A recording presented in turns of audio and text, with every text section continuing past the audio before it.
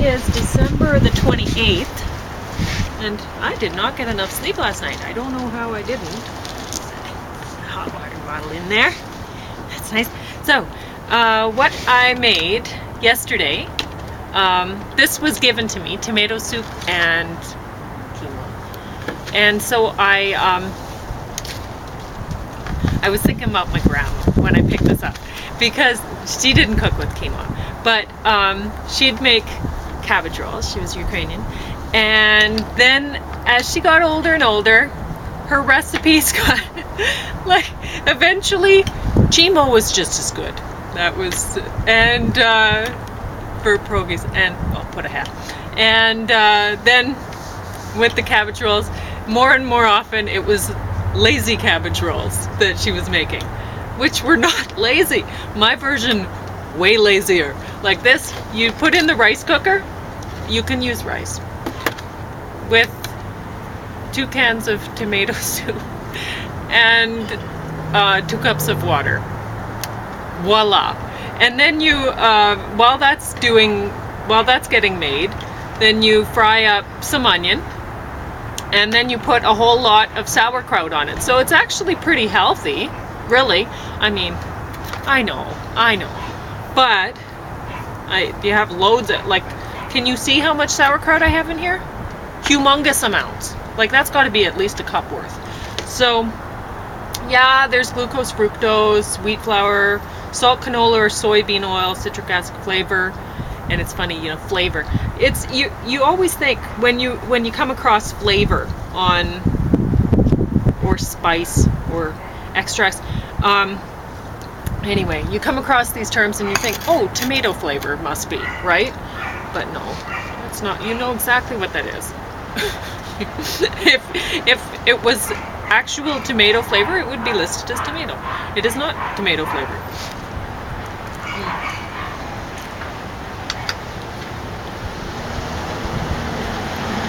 But that's yummy.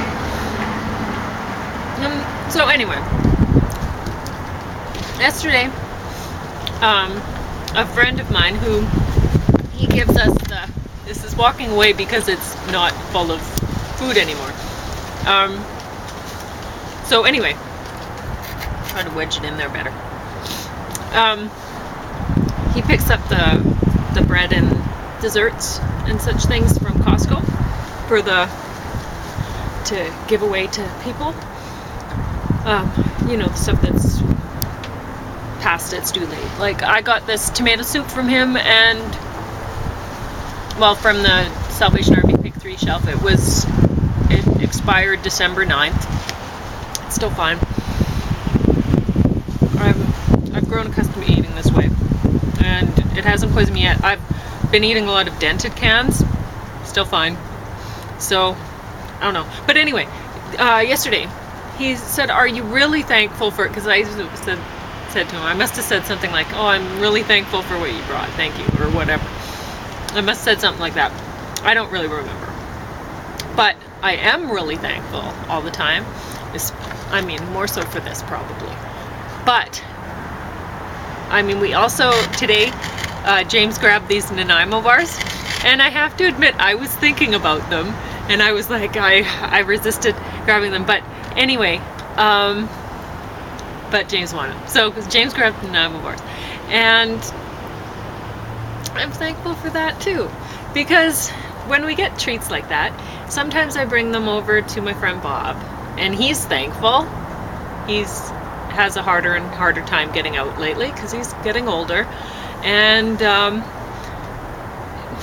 it makes James happy eating these things. So whatever. And he'd already had some of my lazy cabbage rolls this morning. And honestly, you can make them, once you get used to making them like this, so lazy, but just as good. You can do some other things to it. Like typically I would not make my lazy cabbage rolls with this. I would use real tomatoes, and it's not that much harder. And instead of putting sweetener in like that, you can use dates, but what I use is currants, and it's totally yum. So, but whatever, I'm still thankful for this.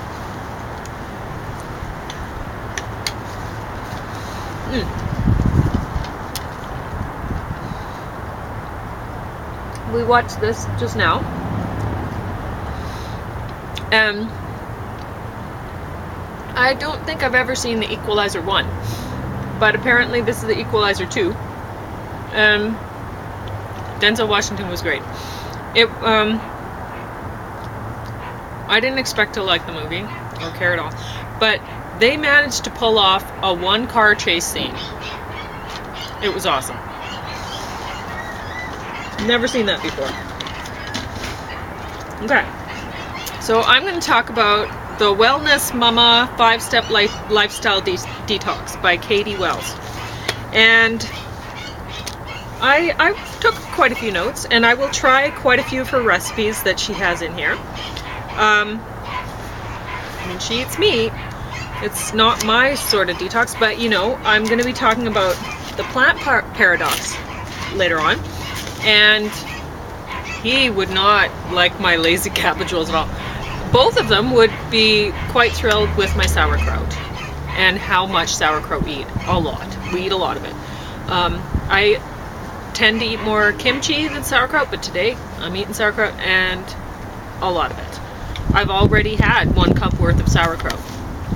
Can I OD on it? I doubt it. So anyway, so Stephen R. Gundry, MD, would not agree with my quinoa, and I'll tell you why in a minute. Well, he wouldn't agree with the tomato soup, but who would?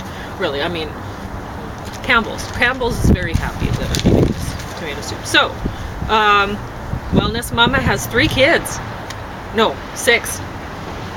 6 in this day and age. Detox step 1, detox nutrition, what you put in body. Step 2, enhance beauty, what you put on body. Step 3, chemical free, clean home. Step 4, digital detox. Step 5, de-stress. 10 most dangerous things in food, artificial sweeteners.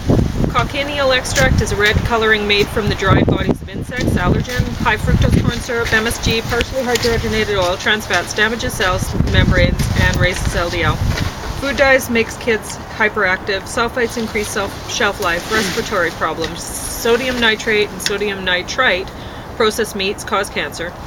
BHA, butylated hydroxyanisole, and BHT, butylated hydroxytoluene, preservatives, harm neurological system of brain, alter behavior, and increase cancer risk. Potassium bromate, dough conditioner, causes cancer. MIT report, Roundup contributing to a wide range of diseases, including inflammatory bowel disease, cancer, infertility, cystic fibrosis, Alzheimer's disease, and Parkinson's disease. She says it's a weed killer that consumers can use on their lawns. It is also sprayed on genetically modified crops, including soy, corn, cotton, canola, and sugar beets. And I wrote this down because I want to point out that she doesn't even know enough about this chemical to know that consumers should definitely not use it on their lawns. That's not what it was ever intended for, unless you want to kill your lawn. Is that Roundup? Yes. That's insane. Yes. So she didn't. So look up everything you read in books or on the internet. Look it up for yourself, like you because say, they don't know. She says you can. Good luck with that. So anyway, no, Roundup is non-selective. It will kill whatever you spray it on. We've had to work around it, you and I, right? So I have sprayed so much Roundup in my time. Now most people think of me as, like, I would rather have the organic, and I definitely would rather have my food to be GMO free. I'm opposed to them in foods, and I definitely don't want any pesticides used on my food if possible. But that being said, if you're going to lose your orchard, well, you got to keep that insect under control or whatever. But can you do something like plant a variety of different species so that it won't totally decimate you if you have an insect problem? That makes more sense, right? So I think more about an integrated pest management approach to pest control. Not relying on pesticides as a prescription, which is what GMOs do. This is just a part of the process of growing this plant. You spray it on, and while the plant's growing. So anyway, so these Roundup Ready crops that she's referring to, yes, it's sprayed on. And Stephen R. Gundry also talks about Roundup Ready crops, doesn't know about them. It not only is it non-selective, but it's systemic. Roundup is a systemic herbicide. You spray it on the plant, it moves within the plant. It translocates within the plant. So you can wash it all you want afterwards. You're not getting it off, it's right in there. That's the point. That's the problem with it being used for food. I have no problem with it being used to control invasive species, which are clearing out all the native stuff. I have no problem with that. I have sprayed a lot of pesticides for work, controlling invasive weed species and stuff like that. I have no problem with that. I have done my fair share of application of that sort, and I would rather never do it again. But still, somehow you have to control these things. It's not that I'm opposed to pesticides, specific pesticides like Roundup. I am opposed to them being overused, which they are very much being overused, and there's a problem with that. So anyway, and for food. Anyway, page 12, back to her. Cosmetic chemicals to avoid. Synthetic fragrances, phthalates, mimic hormones, and alter genetic development in boys especially. Parabens, hormone altering, dioxane, damage liver, kidneys, nervous system. Avoid myrrh, olith, laureth, cetireth, polyethylene. You don't have a permanent list, but yeah, I know. You know what? I'm not going to bother. You can read page 12 if you care. So anyway, 14. Paraffin wax and candles gives off benzene and toluene, toxic carcinogens, when burnt. Many scented candles have wicks that contain lead or other metals. When burnt, they move into air. Beeswax candles help clean indoor air. So that's something to think about. If lately I was talking about Wicca and stuff like that, you might be burning a lot of candles for your magic. Try to stick with beeswax. Seems a lot healthier. Or do it outside. Page 28. She avoids agave syrup and other sugars. Avoid wheat. Phytate, maybe? Blocks absorption of zinc, iron, and calcium. Wheat germ agglutinin triggers inflammation and makes gut permeable. 33. Sufficient hydration increases metabolism. She drinks lemon water in the morning. 41. She sprouts beans, chia, sunflower, etc. And Stephen R. Gundry is opposed to people eating chia, sunflower seeds, or sprouting beans. So this is why I made a note of this, because I wanted to talk about both today.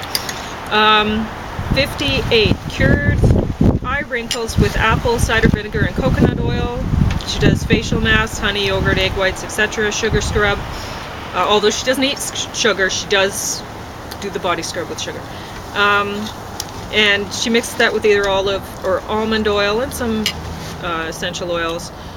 She also does a baking soda massage in the face, moist face, 3 minutes, rinse, apple cider vinegar, makes a great toner. She makes her own bronzer by mixing cocoa powder, cinnamon, and arrowroot. She's really into meat and gelatin, but she limits coffee, or caffeine in general. It's a bunch of things. So she gives a lot of, she's into oil pulling. And a lot of other healthy kind of things. She uses baking soda and borax and something else. Cleaning a lot. Anyway, I wrote down a lot of recipes here. She talks about salt lamps, which clean air is made from Himalayan salt crystals. They release negative ions. And she gives a recipe for bug spray for plants, which is a tablespoon of liquid Castile soap with a quart of water. Well, there's a lot of recipes in here anyway that she has, and I made note of them. And I won't try the bronzer because I don't care to look good anymore, really. Unless James wants me to wear bronzer. don't have any use for that. That doesn't make it makes people look like the 80s. Okay. You know how people were walking around with fake tans. So, The Plant Paradox by Stephen R. Gundry, MD. Now, 12, nightshade family. Also includes goji berries. I have to look that up. I don't know. Thale cress increases its production of mildly toxic mustard oils when it senses the vibrations of a munching caterpillar. 14, 94% of humans are born with antibodies to the lectin in peanuts. Lectins bind to carbs, polysaccharides in the predator's body after it consumes the plant. 15, those people who are more sensitive to lectins are more subject to viruses and bacterial infections than others. 20, a four-pronged defense mechanism protects us from the toxic effects of plants and especially lectins. 1, mucus and nose saliva called mucopolysaccharides. Those sugars bind to lectins. Number 2, stomach acid digests some lectins. 3, bacteria in mouth and gut consumes lectins. The longer you've been eating particular plant lectins, the longer you've been producing gut bacteria specifically designed to diffuse them. 4, mucus in intestines. That's your four-pronged defense. 27, cooking partially breaks down many lectins. 28, until 10,000 years ago, the average human stood about 6 feet tall, according to him. This is the first I've ever heard this. Oatmeal associated with dental problems. 43, wheat germ agglutinin is found in bran. It's small and can pass through mucosal barrier more easily than other lectins. It, 1, behaves like insulin, pumps sugar into fat cells. 2, blocks sugar from getting into muscle cells. 3, interferes with protein digestion. 4, releases free radicals, increasing inflammation. 5, creates antibodies that cause autoimmune response. 6, crosses the blood-brain barrier. 7, kills cells without distinguishing between normal and cancerous. 8, interferes with DNA replication. 9, causes atherosclerosis. 10, flu and disease virus bond to sialic acid in gut's mucosal lining. 11, increased development of nephritis. Avoid WGA by avoiding whole grains. 45, rice hull contains lectins, so white rice is healthier, according to him. Glucosamine binds with WGA, relieving inflammation. 61, G protein coupled receptors he calls G spotters, which is that necessary? Anyway, 64, he calls lipopolysaccharides little pieces of shit. Again, is this necessary?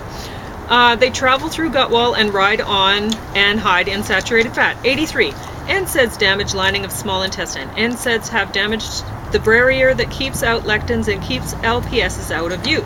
NSAIDs, antibiotics, acid blocking drugs, Nexium and Prilosec, and Roundup change gut flora and the mucus layer of your gut. For every fiber leading from the brain to heart, lungs, and abdominal organs, there are 9 times as many fibers leading up to the brain from gut. There are more neurons in your gut than in your spinal cord. Vagus nerve gets info to brain from gut. Lectins climb vagus nerve. 95. Americans spend on average of $8,300 per person annually on healthcare, but only $2,200 for food. Japanese spend $3,300 and $3,200 on healthcare and food, respectively. I think that's right. 99. That doesn't seem right, does it? Anyway, 99. Well, it just might be because they're more expensive.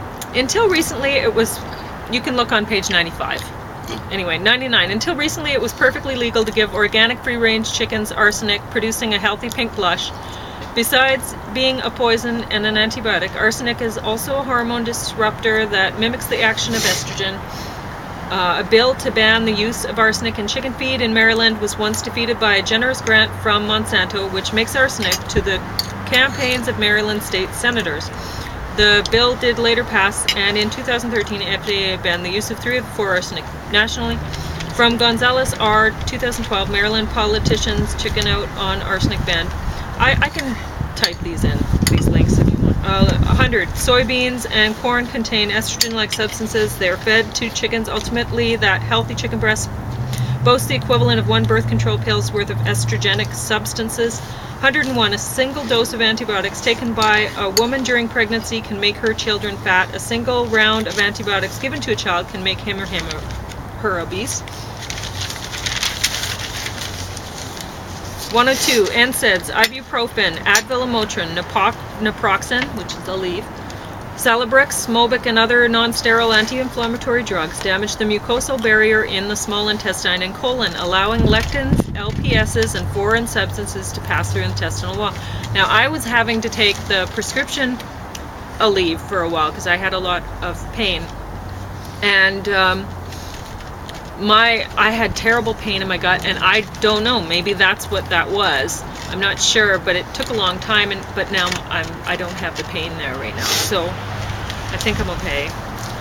105, bacteria crawl up from the colon into small intestine. They either disrupt the gut barrier, leaky gut, or cause SIBO, small intestine bacterial overgrowth. Once in your small intestine, they make it into your circulatory system. This stimulates your immune system. You get inflammation, weight gain, etc.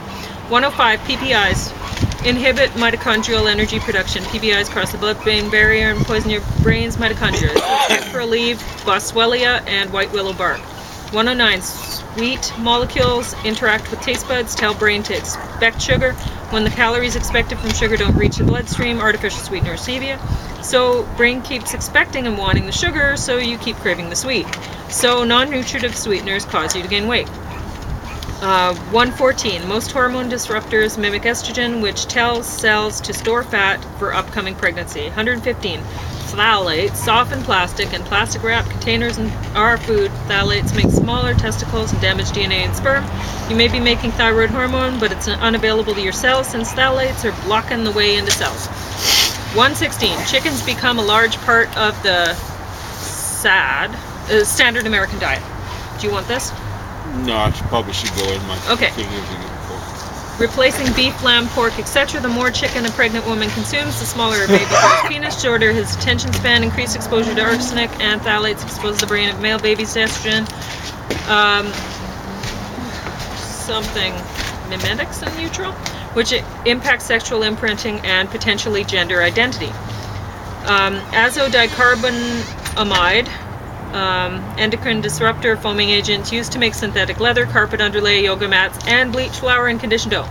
Most fast food restaurants use it in their bread products. The use of it in bread has been banned in Europe, Australia. Exposure to azodicarbonamide has been shown to provoke asthma and allergies, as well as to suppress immune function, particularly when it's heated or baked. Avoid all sunscreens unless the active ingredient is titanium oxide. 121, GMO plant produces foreign proteins which our bodies take issue with. Eating GMOs cause inflammation. Roundup is not washed off the harvested grains, beans. It's fed to us directly or to the livestock and then to us. Humans don't have the shikimate, pathway which plants have and are up uses. That's page 121. But our gut bacteria use the shikimate pathway to make 3 essential amino acids: tryptophan, tyrosine, and phenylalanine. Since animals lack this pathway, our only source of those essential amino acids is via our gut bugs. Tryptophan and phenylalanine make serotonin, while tyrosine and phenylalanine are essential for thyroid hormone production. When we eat GMOs, our gut bacteria cannot produce these essential amino acids. 122.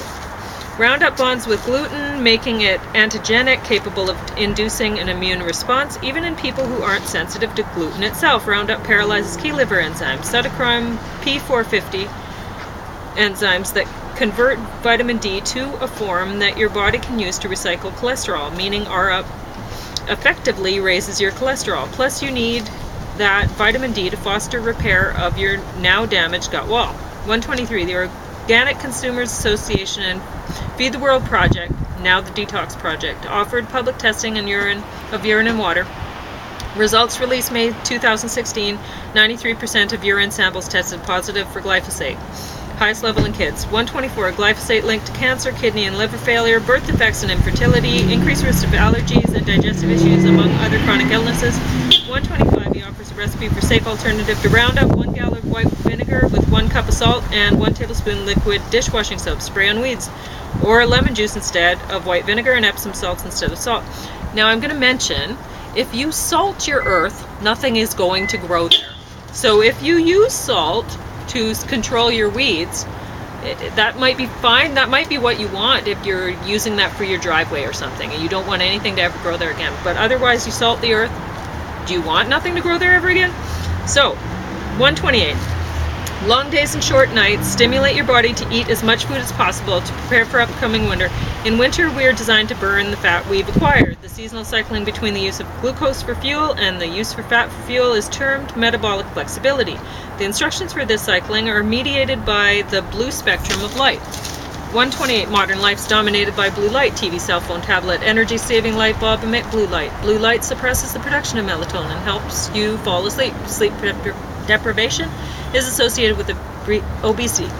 Blue light also stimulates ghrelin and cortisol, hunger and awake hormones. Our body